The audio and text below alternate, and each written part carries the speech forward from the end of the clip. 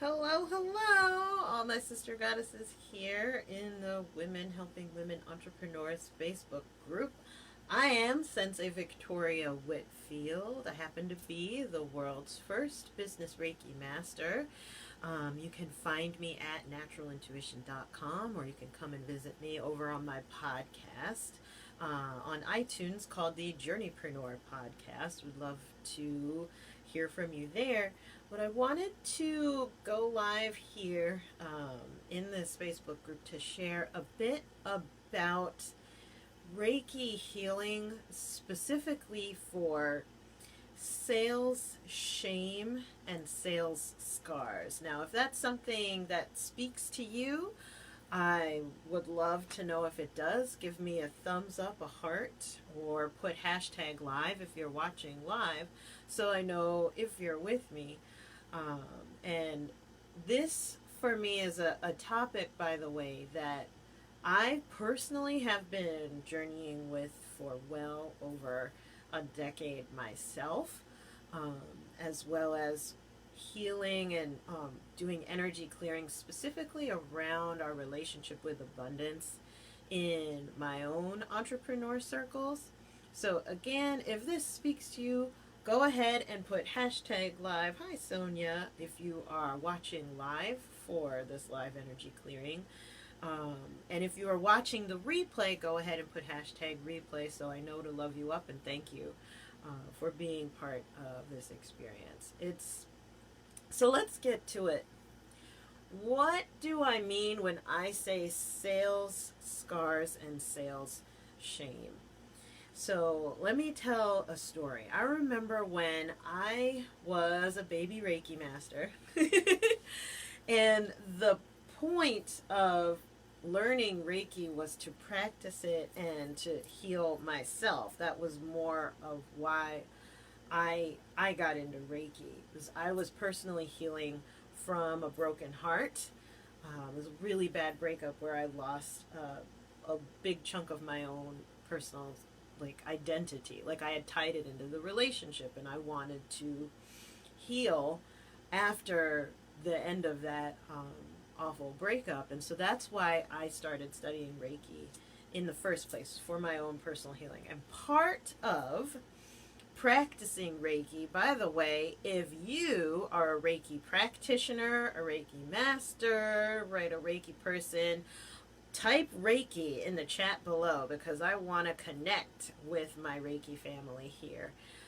And always everywhere. It's actually why I ended up going on a world tour. I didn't know I was gonna. I was just like, I want to visit all the people that I love who are awesome energy people. And then so and so would say, well, aren't you coming to India? Aren't you coming to Italy? Aren't you coming to Miami? Aren't you coming to Chicago? And then, so that was a 2-year adventure that I had a lot of fun on. But again, when I was learning Reiki initially, a big part of learning energy work is practicing on yourself and others. So I want you to write this down. A big part of my healing journey is practicing on myself and others, right? So healing yourself and others. And don't leave out the and others, right? And don't leave out yourself. A big part of my healing journey is practicing on myself and others. So when I was a baby Reiki master, a part of getting in tune with the flow of healing energy was practicing the forms. And so I would go and volunteer at a local rock gem and crystal store. They had oracle cards and things. It was a wonderful spiritual spot in downtown Westfield. One of my favorite places, where I was hanging out here in New Jersey, by the way. Shout out to all of my Jersey peeps, if any are watching. And I would go there to volunteer to share Reiki. And I made a commitment to myself and my practice to show up to sharing Reiki on a regular basis. It was Mondays 1 to 4, I believe, if I remember this correctly. And so I would be there on site sharing Reiki every single week from 1 to 4 consistently. And from there, what I would do is I would actually find that people were coming back consistently, one after another, wanting to not just practice the Reiki with me, but they wanted to be part of the healing experience. And one thing led to another after several months of showing up consistently, that some people wanted to give me a gift in the form of money. Right? So can I buy you a sandwich? Can I pay for your parking? Do you do sessions or all these types of things? I was not at all there for the money. That was not the reason why I was showing up. I was there simply showing up for the practice of sharing Reiki and grounding and clearing my energy and other people's energy by extension. And so I would say no. And the things that I would say at the time, by the way, let me know if this at all sounds familiar to you, is, it's not about the money. This is about helping people. Or no, I really love sharing energy, so that's okay. I'm all right. No, I don't need it. I don't need it. That I would constantly push away people wanting to give me money. And I also would think to myself, well, making money is not spiritual. And so Reiki is very spiritual. The two should not be combined. Like there was this deep pattern of blocking money. And I can go even deeper on this. And by the way, can I go deeper? If I'm allowed to continue to go deeper, please type in the chat box below. Yes, you can. Yes, you can go deeper. Because not only was this having to do with my own beliefs about Reiki in particular, but it started hearkening me back to religion and growing up in the church, where I grew up in charismatic Baptist church, where the preacher rocks the house down and into a sweat and wipes themselves down, and then they start passing around a collection plate. Collection plate 1, collection plate 2, collection plate 3, and it started to get like this kind of weird feeling in relationship to being at church.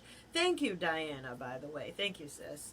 I started having this kind of weird feeling around money in relationship to spiritual stuff. It started making me feel like, okay, if I'm having a very spiritual moment, I owe somebody, or I owe what I got to pay my way to connect with God or something like that. So long story short, I had some wounds ever since childhood around money and receiving sales. So that's different than receiving donations, but even still, donations should just happen. You should never ask for them, because then you're being rude, you're being unspiritual, you're being a slime ball. And in fact, I remember I had this distinct image of a money-grubbing slime ball salesperson in my head.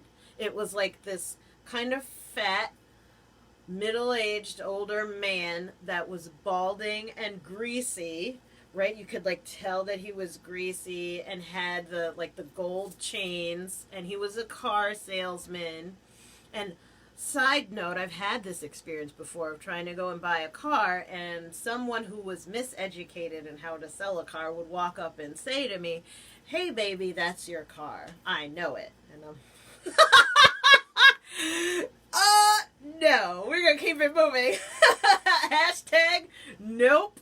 Right? You just lost the sale. Hey baby, that's your car. But anyway, those were some of the scars that I was coming into. Oh my gosh, receiving money and my relationship with sales of no. There's a sense of shame, or what I'm doing is holier than money.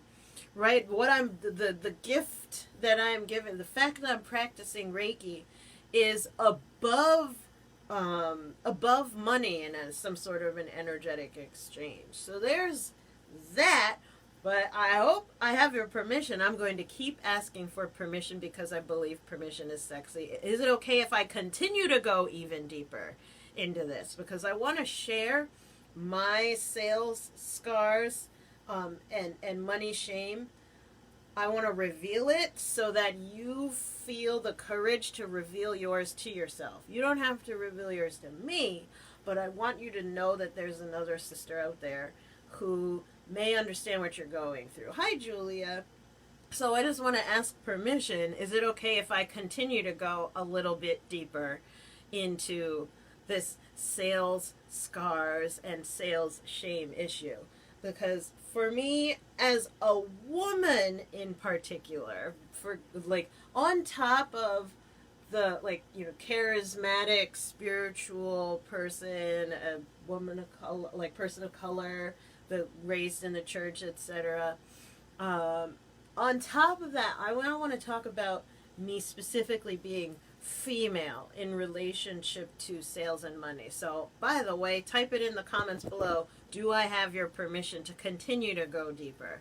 And I want you to know I'm asking for your consent on purpose. I'm not just trying to ask for your consent to be compelling on camera. This is actually, so just as a side note, asking for your consent, asking for a viewer's consent, asking for a woman's consent is empowering to everyone who witnesses. It's empowering to the people who are watching and who are listening in. Because they say, yes, I'm here. I'm okay to go deeper. It's empowering to the person who is speaking, because that also makes me feel safe of like, I have permission to keep on talking and to keep on sharing this healing energy. It's safe for me to give. It's also empowering for all those who witness the exchange of the consent to say, look at that. Consent is being exchanged. This is safe. I feel safe, even though I'm not the one expressly asking for consent or giving consent. And so, well, hi, Reiki Chow. Hi, Zaina. Hey, sis, I love you. Good to see you. Who else is down there? Hi, Petra. Thank you. So thank you for your consent, sisters. I'm going to keep going deeper because another reason why I ask for consent, another layer down underneath my sales scars, the first few that I've shared, if you're just tuning in, another layer underneath that is, I know what it's like to be sexually touched without giving my consent. I know what it's like, unfortunately, and I'm doing my best to remain grounded and not burst into rage when I think about being attacked. But I do know what it's like to have non-consensual touch and to have non-consensual sex. And if you have had that experience, you do not have to respond. And I want you to know, I stand by you, sis, because this is extremely painful and is something that is formative and really breaks apart and also breaks open trust. I could speak for myself. I know what it's like. I know what it's like to have a breach of consent. Of no, I didn't ask for that. No, I don't want it. And even though my body is having responses that would make one think that I didn't want it and I didn't ask for that would make you think that, oh, I do, or something like that. This is just my body being a body that has nothing to do with my own point of view as a human being and my own values. GTFO, right? Thank you. And so that, for me, we're talking about sales scars and sales shame. For me personally, I don't know if this one's going to speak to you, but I'm going to reveal this sales scar on behalf of the community before we get into the Reiki healing. For me, non-consensual sales is just as bad as non-consensual touch. Non-consensual touch, period. Whether it's like I'm hugging you or getting into your personal space, period, versus I am forcing myself inside you or whatever, etc. Whatever level of that. I do not believe in non-consensual contact. I personally do not believe in non-consensual contact, and I know the pain of having it. And I know what it's like to be around sisters and brothers and trans folk, okay, and oh my God, children and animals who've been attacked. It's a thing that haunts us. You can feel it in another person's energy, and this scar right here is the real reason why I am deciding for my first live here in the Women Helping Women Entrepreneurs group. I've never gone live in here before, but that scar right there is the exact reason why I was guided by my spirit guides to choose this as the first topic that we're doing a Reiki healing around. The lack of consent. Because when I learned on my healing journey with money, which, as a side note, is not over. I am actively on the journey. I walk the path. I am actively walking the path. I am nobody's guru. And I do have a story to tell because I've been on this path for a little while. For about 12 years professionally. But, you know, my whole life has its own money story, as I'm sure yours does. And by the way, if you're watching live, put hashtag live so I know that you're with me. Or if you're watching on the replay, put hashtag replay so I know to love you up and thank you for holding space for this healing. With this, as I continued down my money journey, my healing journey around money and abundance, I learned a very, very simple shift around receiving sales as well as asking for the sale, because the phrase is blank and it is given. Blank and it is given. Anyone in here who knows anything about law of attraction or even, you know, scripture, tell me, fill in the blank. It's blank and it is given. Is it give and it is given? It's blank and it is given. Go ahead, type it in the comments below. Is it hope and it is given? Is it vision board and it is given? Is it get married to some rich person and it is given? Is it create and it is given? It's blank and it is given. Is it be pretty and it is given? Type it in the chat box, like, so that you can be on this journey with me. Thank you, Zaina. It's ask. It's ask and it is given. Right? It takes time for us to adjust into that, maybe, but it's an ask and it is given. It's the weirdest thing. The universe opens for those who will ask. And because of my own sales scars, that's right, Diana, ask and it is given. For my own sales scars, my own relationship with self-silencing and hiding myself in order to feel safe in plain sight, I would not ask. And I have been sold to and touched without being asked. So there was this thing of, I lost the appreciation for the ask. I used to think that sales just happen. If it just happens. The same way that people would talk about sex, of like, well, it just happened. Right? It just, you know, one thing led to another. No. One thing leads to another means nobody's conscious. Nobody's conscious, and therefore no one's safe. Whoa, it's not one thing leads to another. No. Donations don't just happen. Sales doesn't just happen. Sex doesn't just happen. With love and respect to all those who may have used that as an excuse or learned to say that in response to others because there's some shame. Shame is shame is shame. Sales shame, sex shame. Same shame. right? If there's shame around talking about sexual contact, like, oh, I don't want to say sex, I don't want to say penis, I don't want to say vagina. Things happen down there. With love and respect to those who have that similar journey, because I've had a long self-silencing journey. We want to bring clarity and consciousness and grounding and healing to our relationship with asking for the sale. And lo and behold, the one thing that I lost, or I thought I lost, in being attacked, right? As well as being sold to. I thought, sis, I thought we were just having a conversation. I thought we were having a really powerful connection.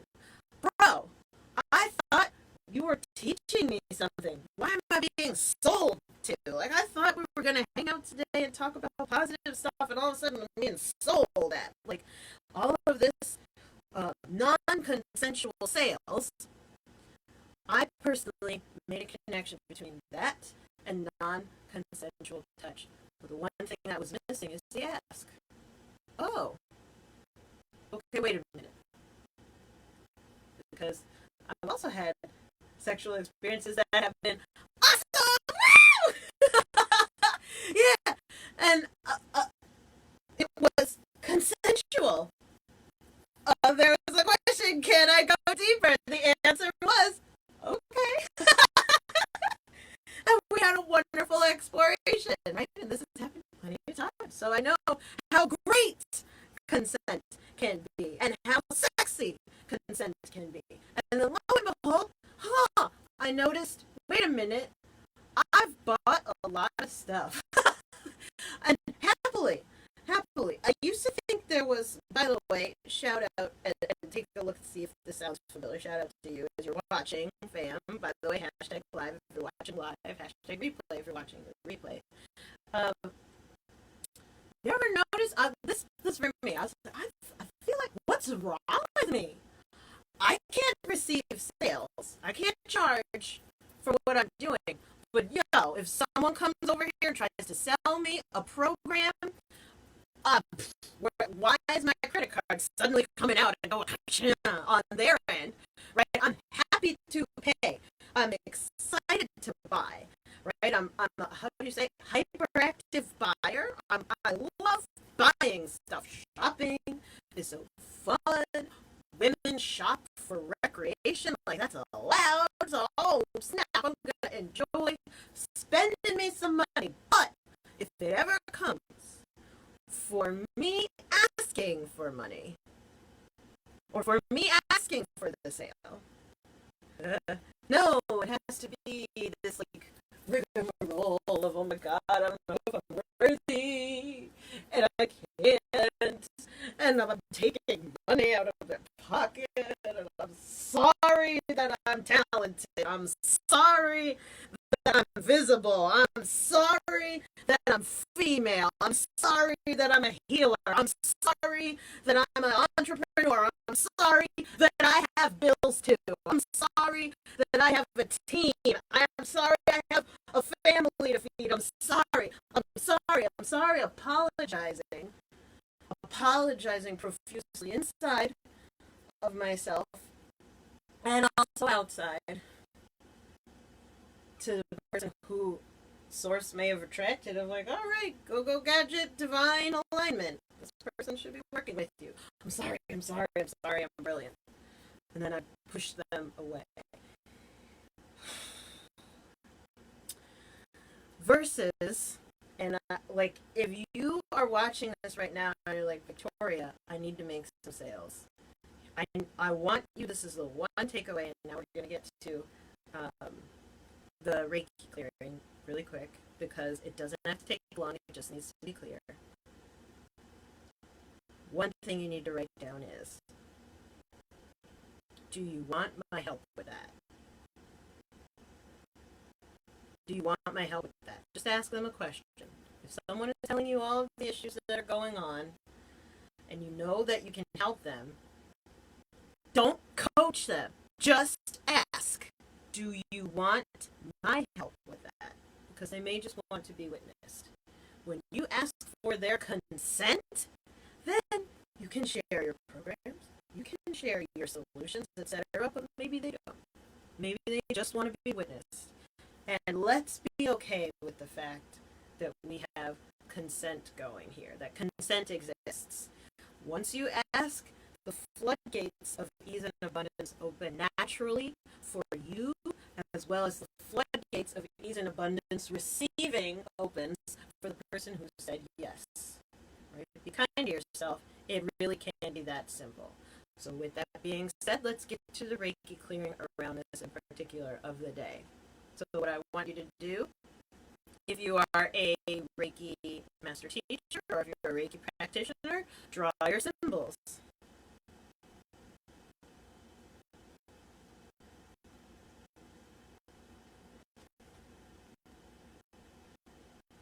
If you are not a Reiki practitioner, connect to your angels. Call on your ancestors. Call on your higher self. Connect to the earth beneath you. Take a deep breath in.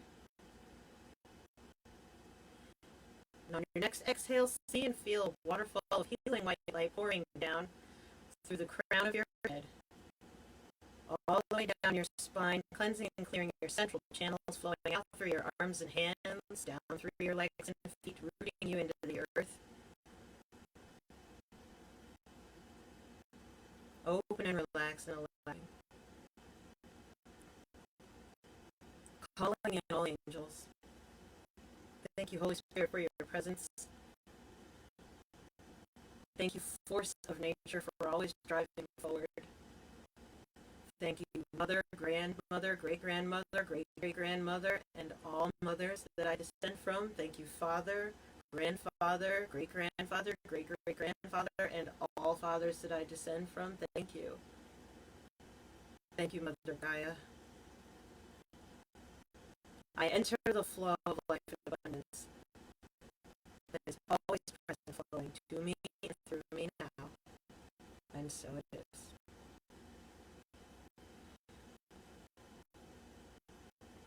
Take another deep breath in.